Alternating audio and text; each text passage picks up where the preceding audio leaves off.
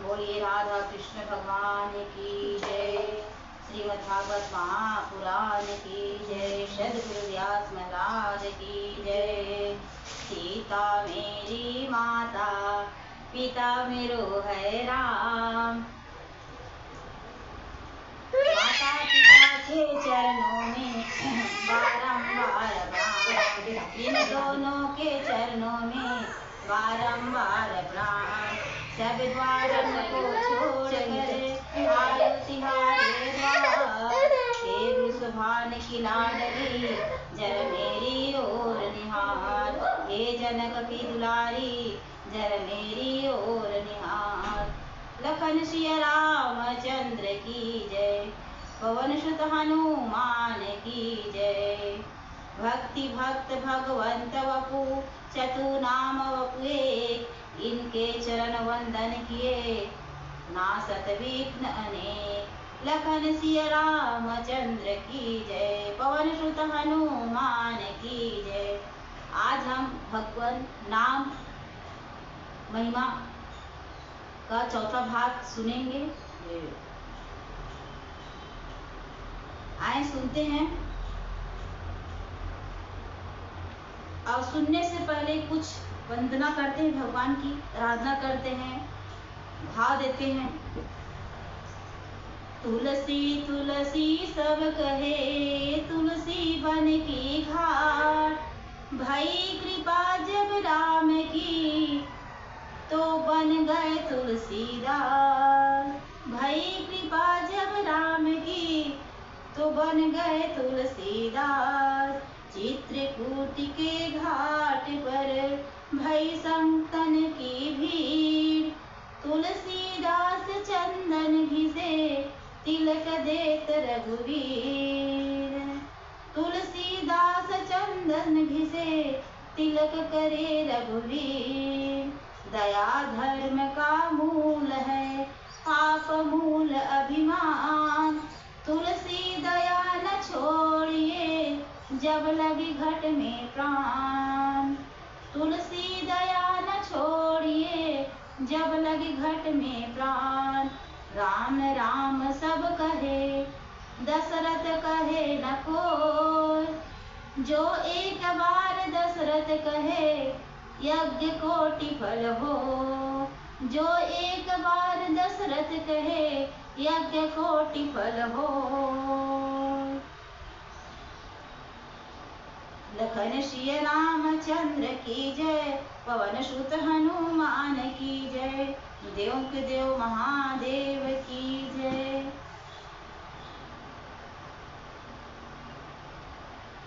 गोस्वामी जी ने अपनी रामचरित मानस में जो बातें कही हैं, उसमें से कुछ एक लाइन जो संक्षिप्त में यहाँ पर मैं बोलने जा रही हूँ। भगवान नाम के पीछे में गोस्वामी जी ने अपना 2 शब्द क्या विशेष रूप से कहा है, उसके बारे में बताने जा रही हूँ। पहले तो आप ये जानिए, रामचरितमानस गोस्वामी जी ने इनकी रचना की है। 24,000 श्लोक में वाल्मीकि रामायण में वाल्मीकि जी ने इनकी रचना की।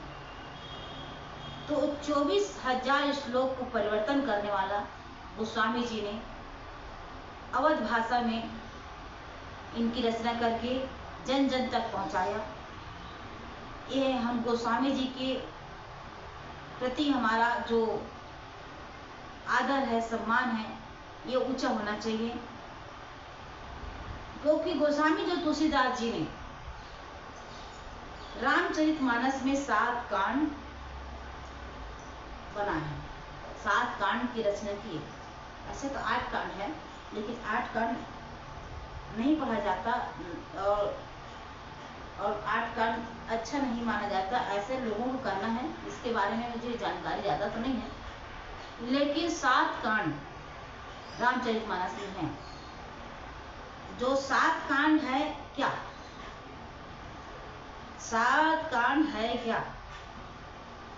7 सीढ़ी है स्वर्ग तक जाने की। स्वर्ग पहुंचने के लिए 7 सीढ़ी है। और हमारे जीवन जो है 7 दिन में समाप्त होने वाला है। इसीलिए गोस्वामी जी ने हमारे जीवन 7 दिन का है और 7 दिन के अंदर हमको जन्म मिलता है, 7 दिन में ही हमारा जन्म का अंत होता है। तो इन पर हमको भाव देते हुए गोस्वामी जी ने 7 कांड की रचना किए हैं। पहला कांड है बाल कांड, दूसरा कांड है अयोध्या कांड, तीसरा कांड है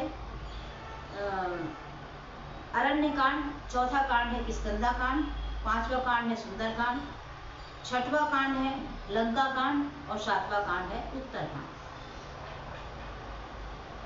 तो 7 कांड गोस्वामी जी ने रचना की अपने रामचरितमानस में।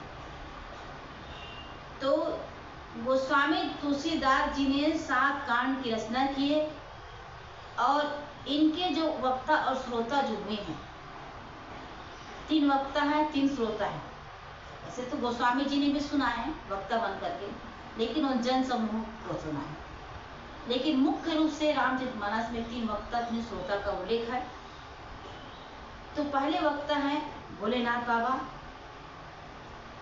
रामचरितमानस में भोलेनाथ बाबा का पहला वक्ता है।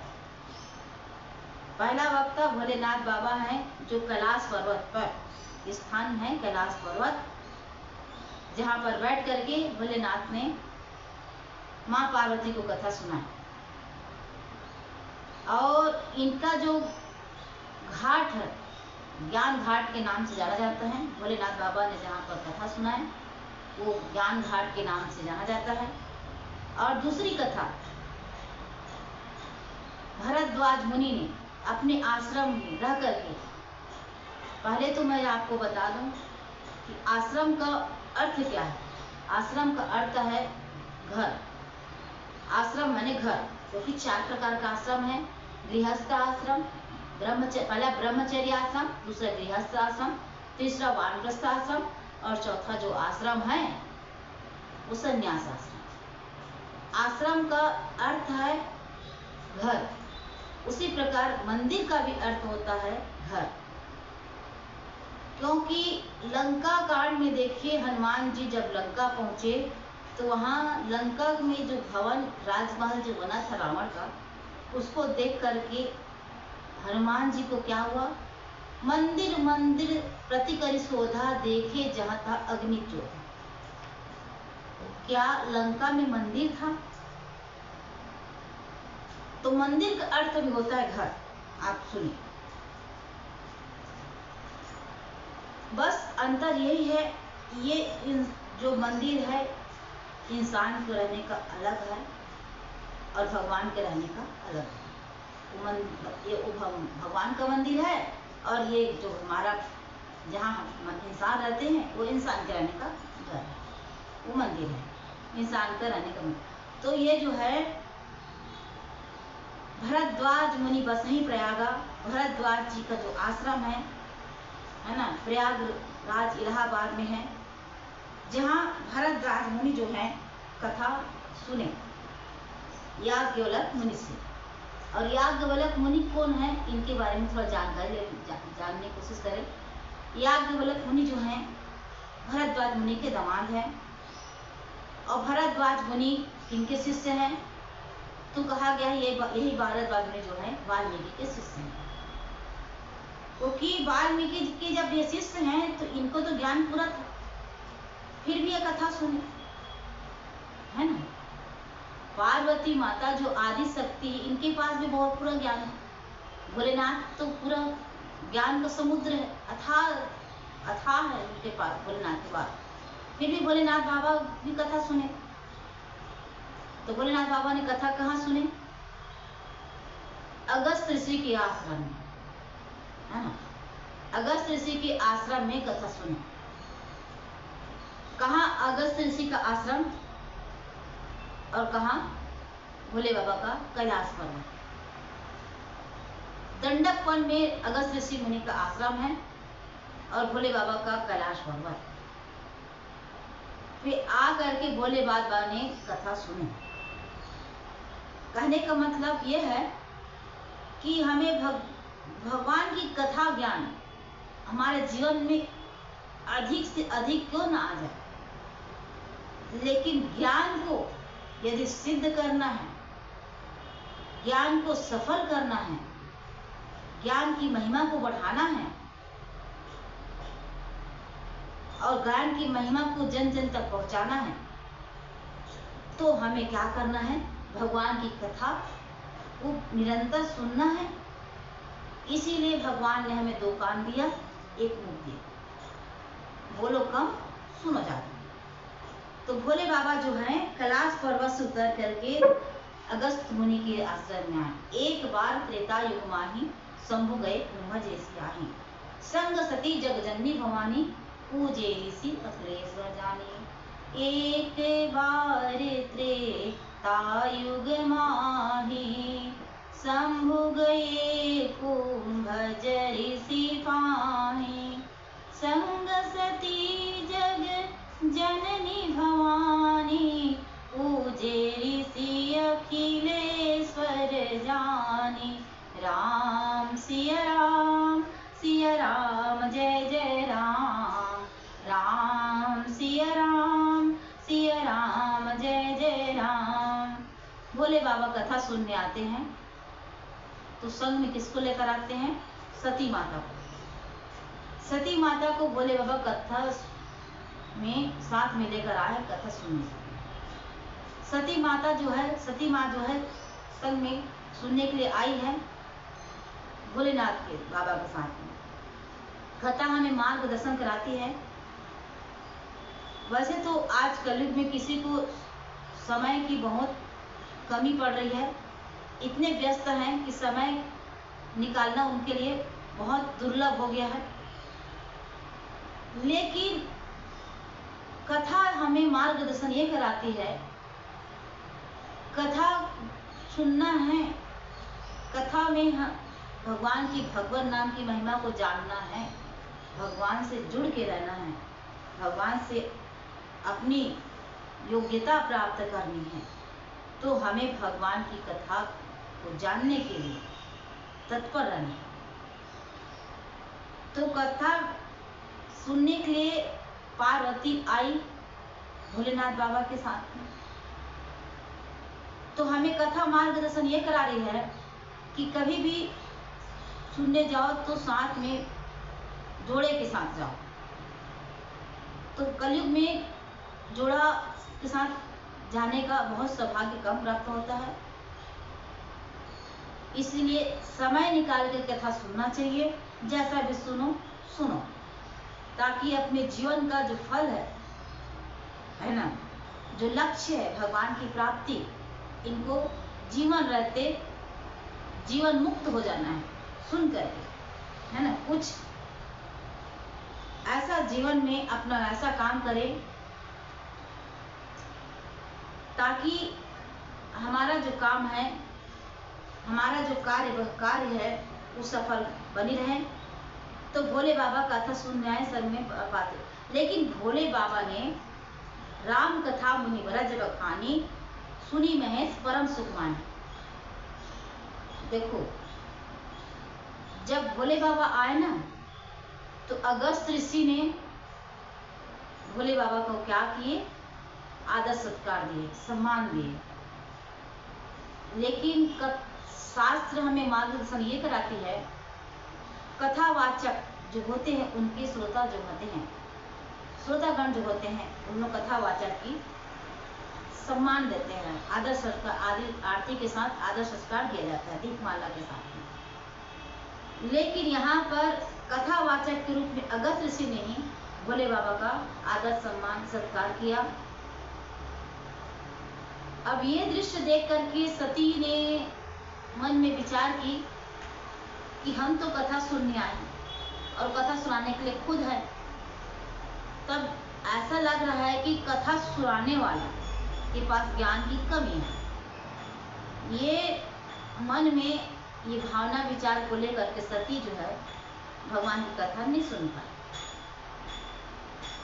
और भोले बाबा ने कथा सुनी, राम कथा मुनि ब्रज बखानी, सुनी महेश परम सुख मानी। तो भोले बाबा सुनते हैं कथा को, और ये जो है सती नहीं सुन पाती है। एक इसको विस्तार रूप से मैं अभी तो नहीं कह पाऊंगी, थोड़ा थोड़ा एक लाइन में आपको जानकारी दे रही हूँ कि भोले बाबा जो हैं, इनकी भोले बाबा की जो भक्ति है निष्काम भक्ति है, और जिसकी निष्काम भक्ति होगी तो ज्ञान अधिक से अधिक तो न हो जाए तो जरूर कथा सुनेगा। ज्ञान में अभिमान नहीं करना है, ज्ञान में स्वाभिमान बन के रहना है। ज्ञान हमें अधिक ज्ञान हमें कभी कभी अभिमान की ओर ले जाती है। उस अभिमान को रोक करके ज्ञान को स्वाभिमान बनाना है। तो हमारा ज्ञान स्वाभिमान कब कैसे बनेगा? भगवान की कथा सुनने से ही ज्ञान में स्वभाव हमारा जो है एक समान बना रहेगा, है ना, तर भीतर नहीं होगा। तो ये जो है भोले बाबा कथा सुने।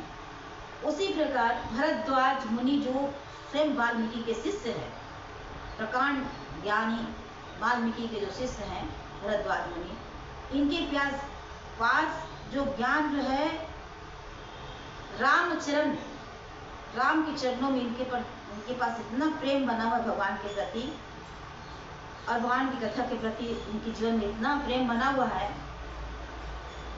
हम संसार में प्रेम बहुत करते हैं, संसारिक प्रेम हमारा बहुत होता है, लेकिन कथा प्रेमी बन करके यदि हम अपने जीवन को धन्य कर ले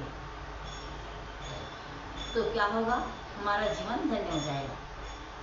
तो इतना ज्ञान रहते हुए भी याज्ञवल्क्य मुनि जो है ना, भरद्वाज मुनि को कथा सुनाते हैं, और भरद्वाज मुनि जो है याज्ञवल्क्य मुनि के पास कथा सुनते हैं, मुखाग्नि से कथा सुनते हैं। तो ये क्या है, भरद्वाज मुनि का जो स्थान है प्रयागराज है, इलाहाबाद प्रयागराज, और इनका जो घाट है कर्म का घाट है, भोले बाबा का जो घाट है ज्ञान की घाट है। अब तीसरा घाट देखिए, तीसरा घाट जो है भक्ति का घाट। ये किसका घाट है? काकभुसुंडी का घाट है, भक्ति का घाट काकभुसुंडी है। तो काकभुसुंडी कथा कहाँ सुना रहे हैं? नीलगिरी पर्वत पर। और कथा सुनने वाले कौन है? पक्षीराज गरुड़ जी, जो स्वयं नारायण भगवान के वाहन हैं, ये कथा सुनने आए हैं। तो ये पक्षीराज गरुड़ जी कथा सुनने क्यों आए? इनको भी कथा में संशय हो गया था, जैसे सती माता को संशय हो गया, उसी प्रकार ये पक्षीराज गरुड़ जी को कथा सुन। तो हमें कथा में संशय नहीं करना है, सत्य को जानना है, क्योंकि कथा ही हमको सत्य की ओर ले जाती है। सत्य है क्या, है ना? इसीलिए श्रीमद् भागवत महापुराण मंगलाचरण के रूप में व्यास जी ने क्या लिखा? सत्यम परम धीमहि, सत्य ही ईश्वर है। और जब व्यास जी ने मंगलाचरण के रूप में सत्यम परम धीमहि का जब वाचन किया, तब जाकर के व्यास जी जो 17 पुराण लिख करके बैठे थे, उनका मन विचार जो खिन्न उदास अवस्था में था, वो जो क्या है प्रसन्नता में उमड़ पड़ा, प्रसन्नता से उमड़ पड़े। तो ये व्यास जी जो हैं, है ना, व्यास जी को भी शांति और संतुष्टि मिली तो श्रीमद् भागवत कथा सुनने की, लिखने के बाद, है ना। तो देखो 17 पुराण तो व्यास जी ने लिखा, और जब 18 पुराण लिखने का था तो व्यास जी जो थे बुजुर्ग हो चुके थे, जरा अवस्था में पहुंच चुके थे। तो इसीलिए व्यास जी ने आवाहन किया गणेश जी का, प्रथम पूज्य श्री गणेश जी को आवाहन किया, और आवाहन करके गणेश जी ने श्रीमद् भागवत महापुराण की कथा लिखी। व्यास जी बोलते गए, और श्रीमद् भागवत कथा जो लिखने वाले हैं, लेखककार हैं, वो प्रथम पूज्य श्री गणेश जी हैं। इसलिए बोलो गणेश भगवान की जय, श्रीमद् भागवत महापुराण की जय। तो नीलगिरी पर्वत पर पक्षीराज गरुड़ जी कथा सुन रहे हैं, और ये इनका भक्ति का घाट है। अवतार भुजुंडे जी कथा सुना रहे हैं। वही गोस्वामी जी के बारे में हम ये बताना चाहते हैं, भक्ति दो प्रकार की है, एक सकाम भक्ति, एक निष्काम भक्ति। सकाम भक्ति जो होती है कामना को लेकर के जन्म लेती है, और निष्काम भक्ति जो है जिसमें कोई कामना नहीं होता, उसमें सिर्फ निष्काम, कोई कामना नहीं रखता, भगवान से मांगने की कोई इच्छा नहीं रहती है। भगवान से मांगो तो भगवान से भगवान को ही मांगो। भक्त को क्या मानना चाहिए? भगवान से भगवान को ही मांगना चाहिए।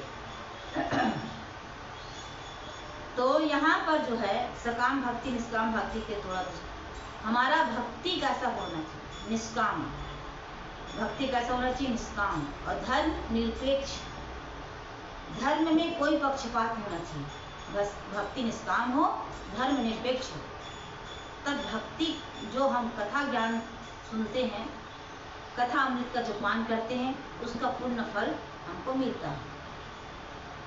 तो गोस्वामी जी ने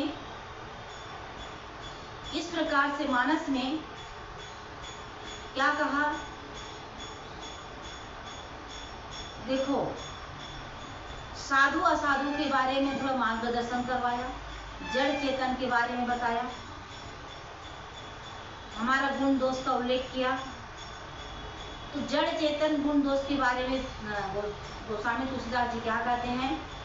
जड़ चेतन गुण दोष में विश्व किन्ह करतार, संत हंस गुण गणहि पै परिहरि बारी विकार। लखन सिय रामचंद्र की जय, पवन सुत हनुमान की जय, देव के देव महादेव की जय। इस प्रकार से गोस्वामी जी ने कहा।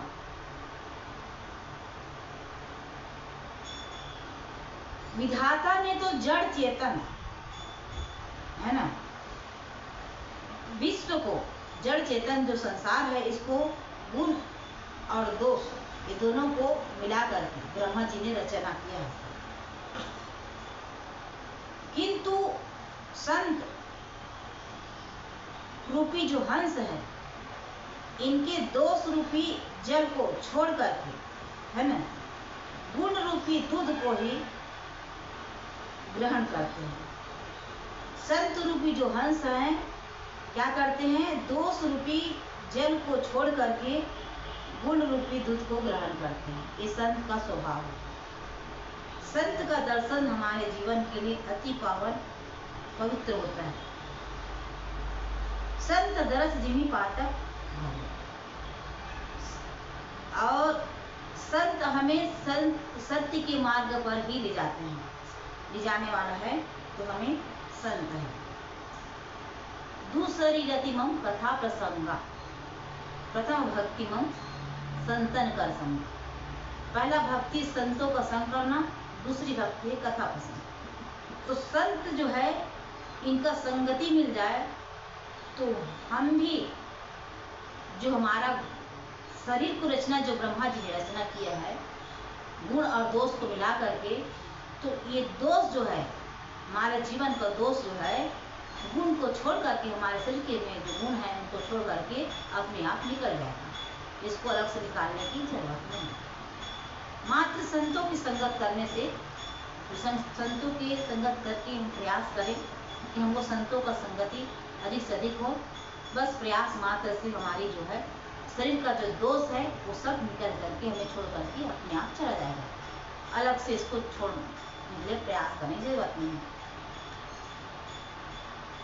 जड़ चेतन जग जीव जत, दूसरे दोहा में गोस्वामी तुलसीदास जी क्या कहते हैं? जड़ चेतन जग जीव जत, सकल राम मैं जानी। बंदऊ सबके कमल सदा जोरी जुग पानी। बंदऊ सबके पद कमल सदा जोरी जुग पानी। लखन सिय रामचंद्र की जय, पवन सुत हनुमान की जय, देव के देव महादेव की जय। संसार में जितने जड़ चेतन जीव है, प्राणी है, सबको राममय जान करके गोस्वामी जी ने क्या किया, सबके चरण कमलों की हाथ जोड़ करके वंदना किया, है ना। इतने प्रकांड ज्ञान कथावाचक, है ना, कथा की रचना करने वाले, अवध भाषा में रचना करने वाले गोस्वामी जी जो है ना, ये क्या किया इन्होंने, पूरे संसार को राममय जान करके, है ना, जितने भी जड़ चेतन जो भी हैं, इन सब के चरण कमलों की हाथ जोड़ करके वंदना किया। हमें भी प्रणाम करना चाहिए हाथ जोड़ करके, और दोनों हाथ जोड़ करके प्रणाम करने से ही हमें जब आशीर्वाद मिलता है, वो वही आशीर्वाद हमको फलीभूत करता है, हमारे जीवन को पूर्ण, हमारे जीवन आधा अधूरा जो जीवन हम जी रहे हैं, क्योंकि शिष्टाचार तो है नहीं, करीबन देखने को मिलता नहीं है, तो हमारे जीवन जो है धन्य हो जाता है। गोस्वामी जी ने जड़ चेतन, साधु असाधु सभी की वंदना किए, लेकिन संकेत में स्पष्ट शब्द में लिख दिया, है ना, सभी की वंदना करते हुए संकेत में स्पष्ट शब्द में लिख दिया। क्या लिखा है, रघुपति चरण उपासक जेते, खग मृग सुर नर असुर समेते, बंदौ पद सरोज सब केरे, जो बिनु काम राम के चेरे। रघुपति चरण उपासक जेते, खग मृग सुर नर असुर समेते, बंदौ पद सरोज सब केरे, जो बिनु काम राम के चेरे। राम सिया राम जय जय राम, राम सिया राम जय जय राम।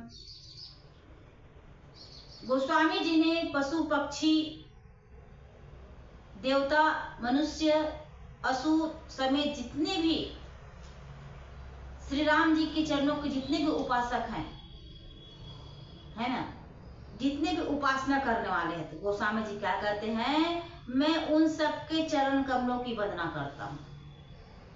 देखो, ज्ञान को क्या होना चाहिए, स्वाभिमान, ज्ञान में स्वाभिमान होना चाहिए।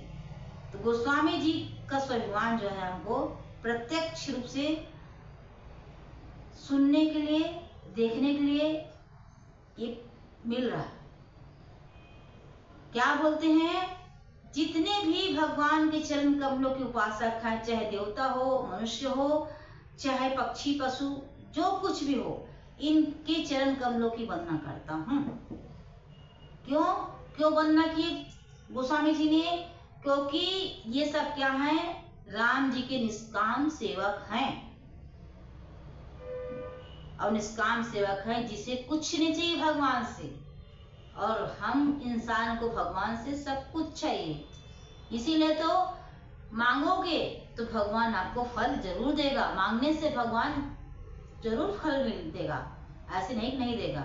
नहीं मांगोगे तो भगवान हमें अभीष्ट फल देगा।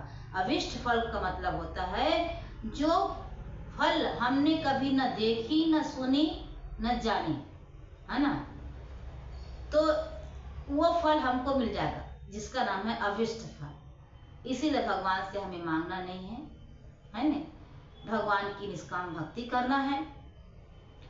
और निष्काम भक्ति करने वाला है तो मात्र मुझे भोले बाबा भोलेनाथ ही दिखता है, क्योंकि महामंत्र जोई जपत महेशु, कांस्य मुकुति हेतु उपदेशु, महिमा जासु जान गण राउ, प्रथम पूजियत नाम प्रभाव। महामंत्र जोई जपत महेशु, कांस्य मुकुति हेतु उपदेशु, कांस्य मुकुति हेतु उपदेशु, महिमा जासु जान गन राउ, प्रथम पूजियत नाम प्रभाऊ, प्रथम पूजियत नाम प्रभाऊ। राम सिया राम जय जय राम, राम सिया राम जय जय राम। राम का नाम भोलेनाथ बाबा बोलते हैं महामंत्र है। भगवान का नाम क्या है? महामंत्र है। जिस भगवान का नाम जो महामंत्र है, यही महामंत्र क्या है? भोलेनाथ बाबा जपते हैं। इसी महामंत्र नाम का नाम लेकर के, इसी राम नाम को लेकर के भोलेनाथ बाबा जो हैं काशी में क्या करते हैं? मनुष्य को मुक्ति प्रदान करते हैं। काशी में भोले बाबा का, भगवान का नाम क्या है? मुक्ति का कारण है, मनुष्य के मुक्ति का कारण है ना।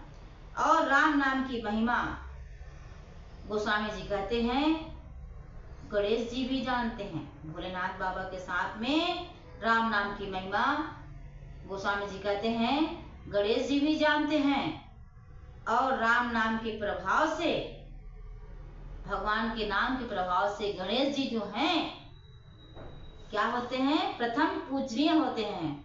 प्रथम पूजियत नाम प्रभाव, प्रभावशील होता है भगवान को। भगवान को प्रभाव, अभाव, स्वभाव तीनों चीज है।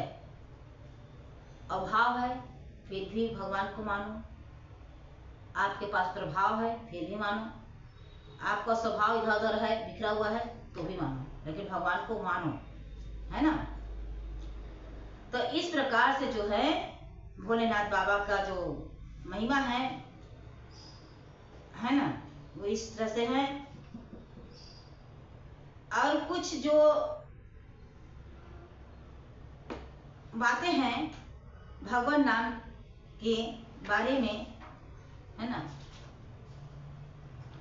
है महिमा। तो आए थोड़ा सा भोले बाबा के बारे में थोड़ा अपने मन को पवित्र करने का, भोले बाबा के बारे में थोड़ा सा एक लाइन में भजन करते हैं। शिव नाम से है जगत में उजाला, शिव नाम से है जगत में उजाला, हरि भक्तों के मन में है शिवाला। ओम नमः शिवाय बोलो, ओम नमः शिवाय, ओम नमः शिवाय बोलो, ओम नमः शिवाय। शिव नाम से है जगत में है उजाला, हरि भक्तों के मन में है शिवाला, हरि भक्तों के मन में है शिवाला। हे शंभु बाबा मेरे भोलेनाथ, हे शंभु बाबा मेरे भोलेनाथ, तीनों लोक में तू ही तू मेरे साथ। हे भो शंभु बाबा मेरे भोलेनाथ, तीनों लोक में तू ही तू, तीनों लोक में तू ही तू। बोलो राधा कृष्ण भगवान की जय, शंकर भगवान की जय। यहाँ पर जो है आज का जो भाग है विराम देते हैं, है ना। बोलिए लखन श्री रामचंद्र की जय, राधा कृष्ण भगवान की जय।